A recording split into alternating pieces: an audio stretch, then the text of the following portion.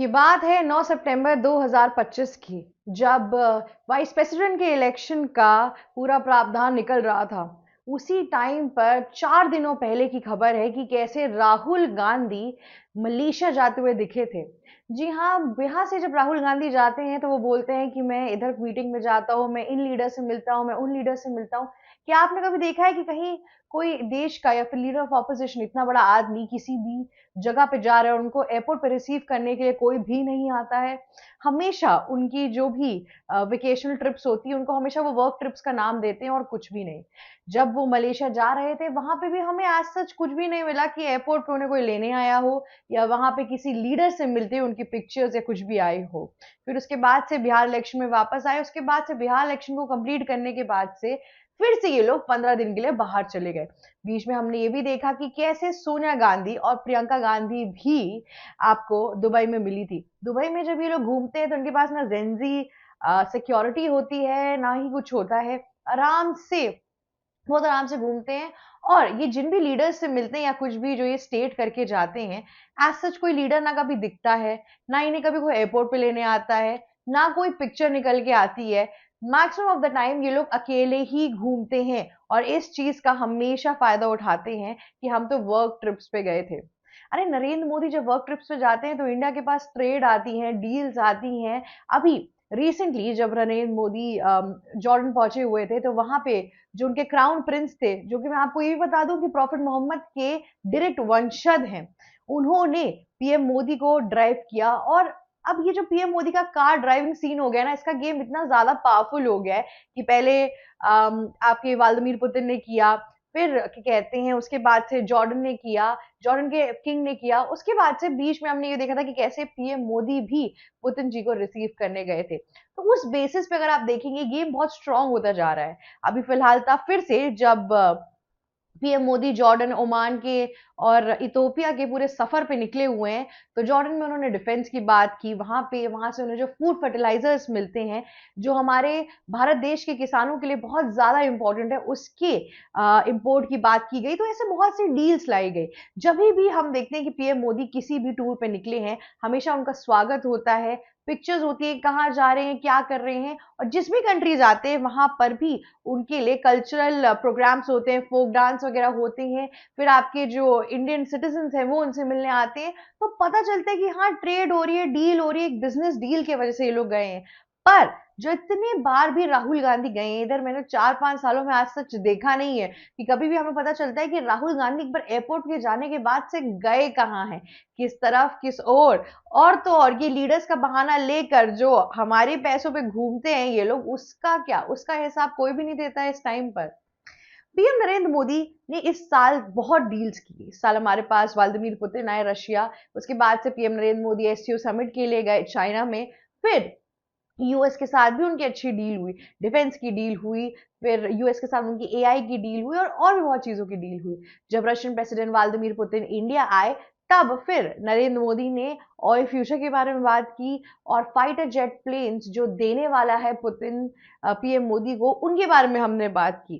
फिर साथ ही साथ अब जॉर्डन के अंदर भी डिफेंस, फर्टिलाइजर्स, इन सब की बात करना शुरू हो गई है। तो अगर आप ध्यान से देखेंगे तो पीएम मोदी एक ऐसे प्राइम मिनिस्टर इंडिया के जिनके हर एक विजिट की एक नियंतम तरीके से पोस्टिंग होती है सोशल मीडिया पे। साथ ही साथ हम देखते हैं कि कैसे आपको इंफॉर्मेशन मिलती रहती है कि कहाँ गए, कब गए, क्या हुआ, क्या मैसेज आया, उस डील का आउटकम क्या आया। सिर्फ वैसे ही सरकार का या फिर हमारे पैसों का वेस्टेज नहीं होता जब नरेंद्र मोदी बाहर जाते हैं। पर प्रियंका गांधी वाड्रा, सोनिया गांधी और राहुल गांधी की इन ट्रिप्स के बारे में आपको कुछ भी पता नहीं चलेगा। इनफैक्ट ये लोग इलेक्शंस के सबसे क्रूशियल टाइम पर आपको बाहर जाते हुए दिखेंगे। जैसे जब बिहार इलेक्शन हो रहा था तो उस पूरे टाइम के दौरान राहुल गांधी करीबन 2 से 3 बार विदेश में जाते हुए दिखे थे। तो उसके बाद से फिर प्रियंका गांधी वाड्रा भी पूरे कैंपेनिंग भर गायब रही। और जैसे ये लोग इलेक्शन हार जाते हैं, कहते हैं कि ये तो वोटर चोरी हुए हैं, यहाँ पे तो एसआईआर की दिक्कत हो गई है, एसआईआर के तहत 65 लाख वोटर्स को हटाया गया। यही एक वजह है कि सिर्फ कांग्रेस पार्टी के पास 6 सीट्स आई।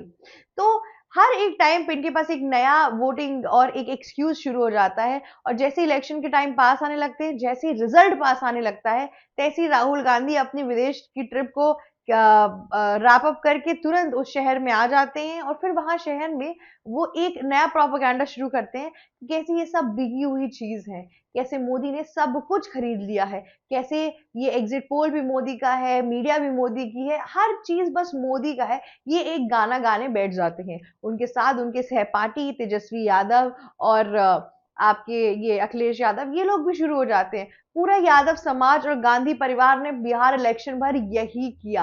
अंत तक सिर्फ इसी बात का रोना गाया कि एसआईआर क्यों आ गया, एसआईआर की वजह से ये हो गया। अरे एसआईआर की वजह से अगर इतना होने लगता तो नीतीश कुमार और इंडिया अलायंस की जो अलायंस थी वो ना इतना भयानक जीतती, पर बीजेपी ने इंडिविजुअली इतनी सीट्स कैसे जीत ली। तो ये भी तो एक प्रावधान है, लोग आपको पसंद ही नहीं कर रहे क्योंकि आप कभी अवेलेबल ही नहीं रहते हैं इस देश के अंदर। मैं आपको बता दूं, जब दिल्ली ब्लास्ट हुआ था उसके टाइम पे भी बहुत बोला गया कि देश की इंटेलिजेंस में कमी आ गई है, रॉ सिस्टम में कमी आ गई है, बहुत चीजें बोली गई थी। लेकिन जब वो ब्लास्ट हुआ उसके बाद से जब लोगों को हॉस्पिटल में भर्ती किया गया, नरेंद्र मोदी जी उस टाइम पे ऑलरेडी एक विदेश ट्रिप पर थे। वो जैसे ही वापस आए उन्होंने बिल्कुल विलंब किए बिना वहां पे वो लोगों से मिलने गए कि उनके साथ क्या हुआ, कैसे हुआ, दुर्घटना जितनी भी हुई उसको देखा, ये सब कुछ किया गया। पर राहुल गांधी, सोनिया गांधी और प्रियंका गांधी वाड्रा तो कहीं पर भी नहीं दिखे इस पूरे टाइम पर। दिल्ली ब्लास्ट के अगर एक भी विक्टिम से वो मिले होंगे तो आप बता दीजिएगा, कुछ भी नहीं। बस बोला बाला को अपनी ऑपोजिशन का पूरा फायदा उठाया और बस इस तरह कुछ नहीं, और फिर वापस चले गए ये लोग।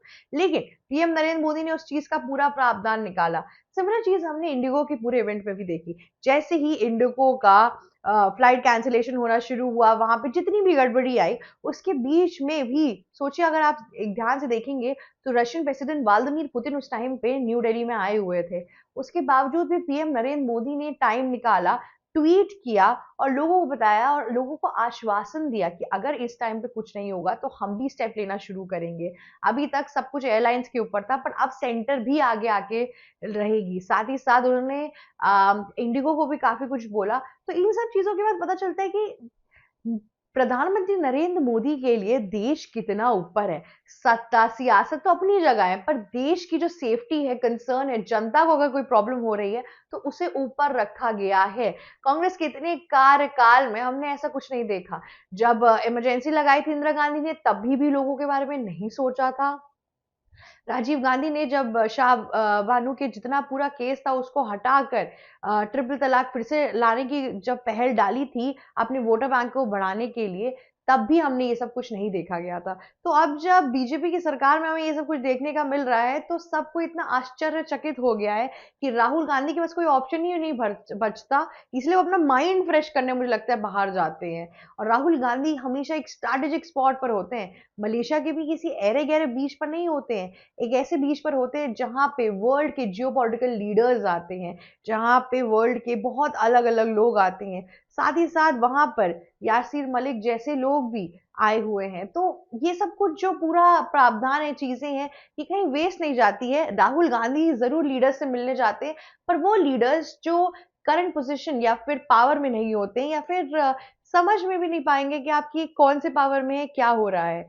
तो इसीलिए इनकी पिक्चर्स और चीजें सामने नहीं आ पाती हैं, क्योंकि वो जो चीज सामने नहीं आ पाती उसका एक ही मतलब होता है कि उसे छुपाना जाया जा रहा है। तो अब फिलहाल था इन सब चीजों के बाद से नरेंद्र मोदी की जो पूरी ट्रिप है उसके बाद से लोगों को और अपेक्षाएं बढ़ गई हैं। अब ओमान और इथोपिया में क्या होने वाला है इसके लिए भी लोग बहुत हद तक इस टाइम पे सज्जन होके बैठे हुए हैं। देखते हैं कि पीएम नरेंद्र मोदी घर को क्या लेकर आते हैं। आज के लिए बस इतना ही। अगर आपको ये वीडियो अच्छी लगी तो लाइक, शेयर, सब्सक्राइब और कॉमेंट करना मत भूलिएगा। जाते जाते बेल आइकन भी हिट कर दीजिएगा। Thank you so much for watching us. ABC Hindi news, आज ही जुड़िए हर खबर के साथ।